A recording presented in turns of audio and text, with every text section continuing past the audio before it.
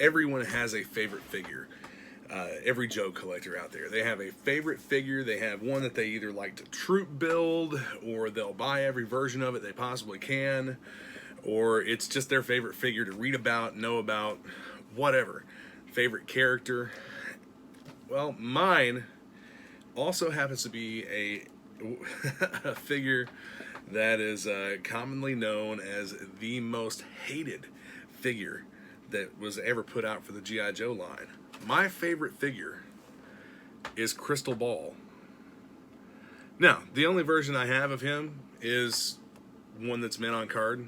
I think that I might have a loose version in a tote somewhere, but Crystal Ball is my favorite character. And a lot of you, like, every time that I see posts about this, like, what's your favorite character, who's your favorite figure, every time I see a post like that and I comment on it and say Crystal Ball, I know people probably like, what the hell is wrong with you? That's like the worst figure and character that they ever put out.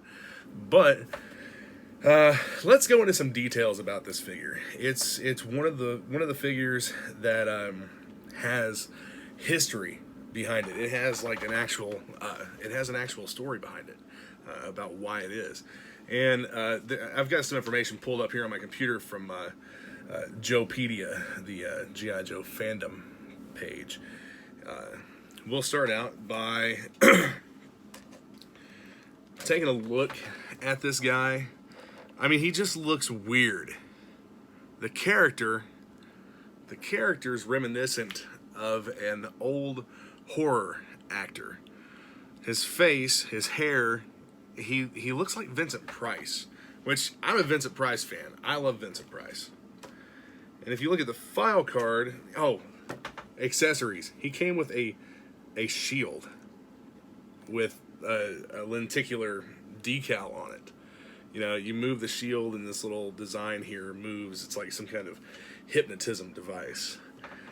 So if we take a look at the file card right here, see if I can get the glare off of it. He's a Cobra operative.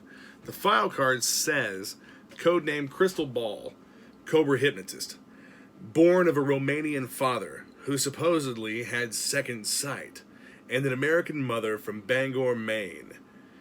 Crystal Ball actually was the seventh son of a seventh son, and such men, the gypsies of old believed, were possessed of supernatural powers. They may or may not be true, but Crystal Ball can sometimes read minds, making him a unique addition to the Cobra forces, especially as an interrogator of a captured G.I. Joe. Cobra doesn't use torture to interrogate their prisoners. When Crystal Ball is having one of his good days, they simply don't need to. And the little quote at the bottom, when Crystal is around, you just don't have I messed that up a little bit. When Crystal is around, you don't just have to watch what you're saying. You have to watch what you're thinking.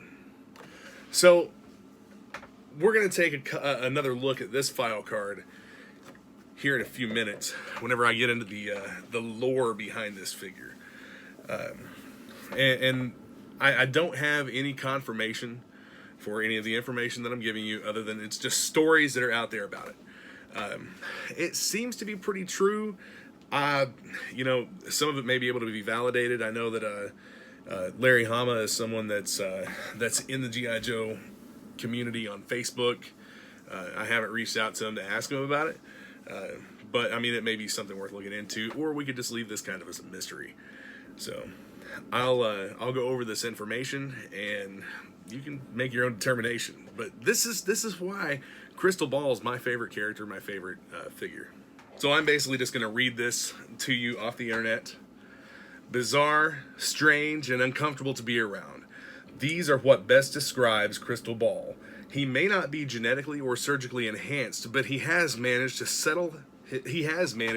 to unsettle his Cobra cohorts by his mad behavior and tales of European mysticism. He has also many claims that seem to give credence to his mystical power of hypnotizing with a minimum of effort, and even appears to be able to read minds.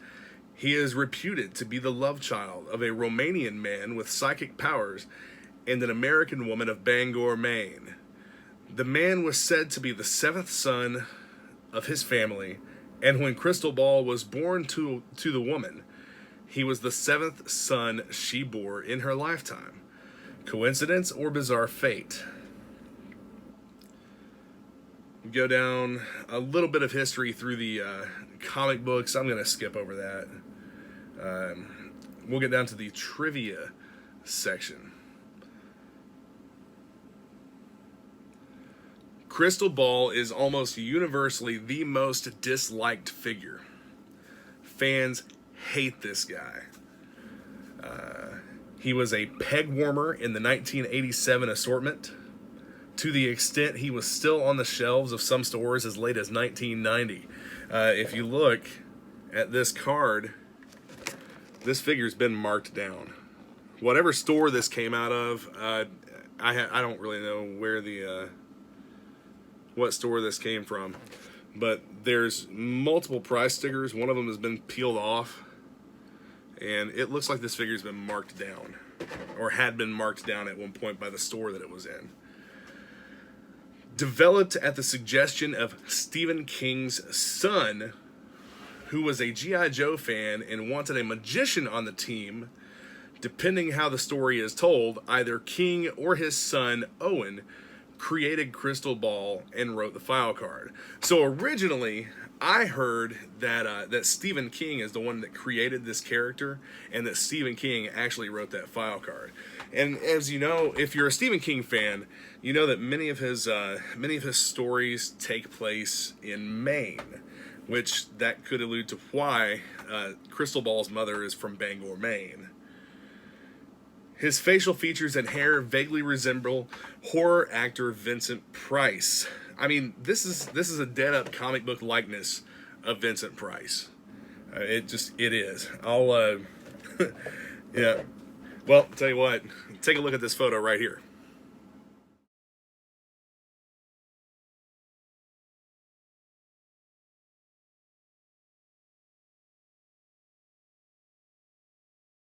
See the likeness? So, working names for this character included Transmaster, Professor Id, or I think it's Professor Id, Mesmeron, and the Gazer. Next, before the figure was released as Crystal Ball, there was another file card for the character.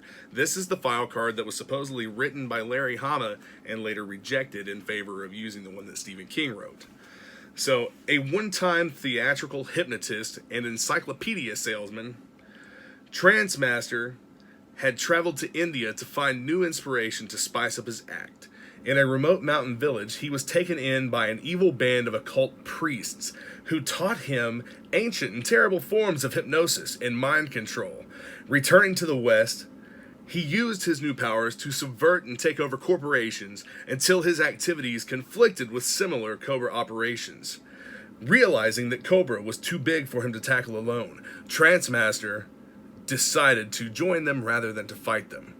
Okay, still a cool file card. Not gonna knock it, but again, it makes sense that since Stephen King's son was a G.I. Joe fan, that Hasbro let Stephen King write the file card for this figure, for the character. In reality, the character was created the usual way. Hasbro gave Larry Hama a sketch of the character and had him create a biography. However, Hama's version was not used, so it's possible the story is true. So, yeah, there's not really a whole lot confirmed on this site, I guess. But this is what I'd always heard about the figure. What I'd read online was that Stephen King had created the persona of the character, had written the file card. There's also another character whose file name is Owen King. If you know who that character is, comment on the video.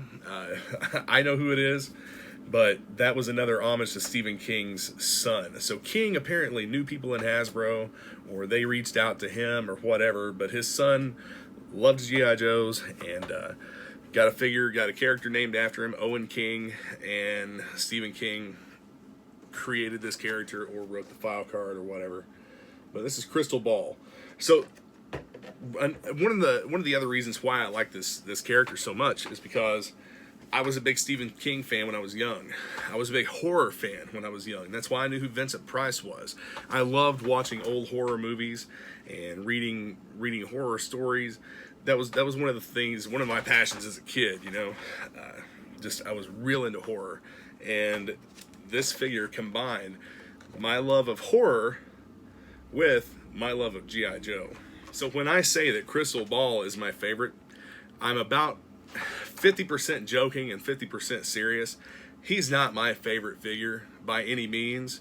I mean, come on, it's a shitty one accessory figure.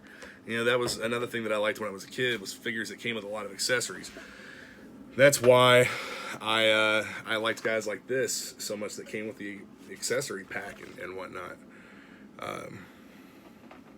You know, and in the modern figures come with a lot of accessories. But when a figure had really cool accessories, that really drew me to that figure. And Crystal Ball did not have that. I ended up with that figure when I was a kid. Didn't really learn much about him until later on in life.